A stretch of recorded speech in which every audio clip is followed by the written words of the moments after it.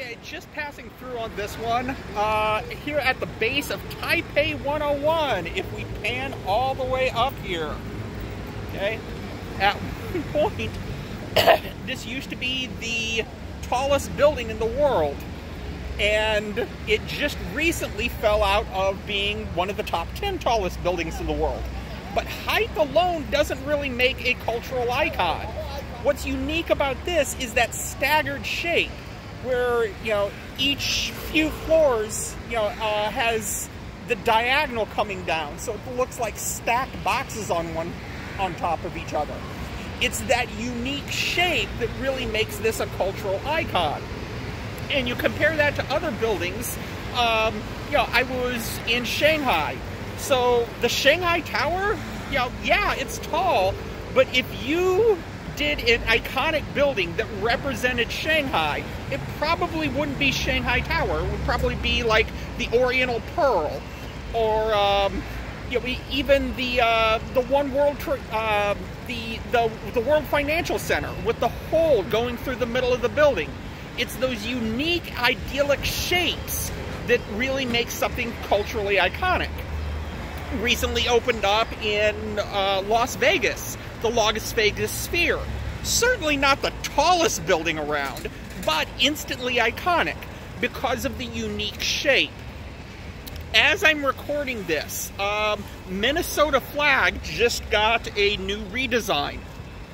And the redesign, there was a lot of talk about the criteria from the World Vexillological Association of meeting 5 important criteria for good design of a flag. So good design of a skyscraper to make that iconic, contrast with the idea of making an iconic flag. You know, for a building to be iconic, well, just making it tall all by itself doesn't really make something a landmark.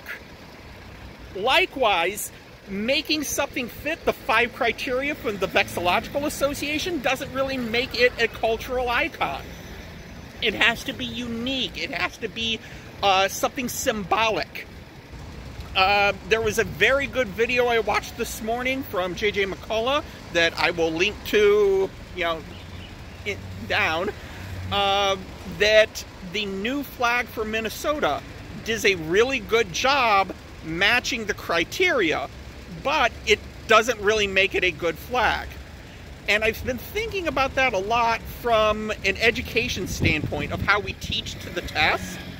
That, you know, the IELTS test doesn't prove that you're good at English, it just proves that you're good at taking a test.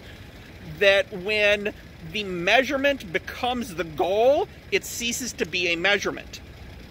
So measuring icons by their tallness doesn't really make something an icon. Likewise, measuring a flag by how well it fits the 5 criteria from the Vexillological Association doesn't make it a good flag. And lastly, being able to pass a test doesn't really mean you're good at the subject matter. So all 3 coming together in my mind from the law of, you know, when a measurement becomes the goal, it ceases to be a measurement. If your measurement is how tall something is, well, yeah, that's really easy to achieve, but that doesn't really make it an icon.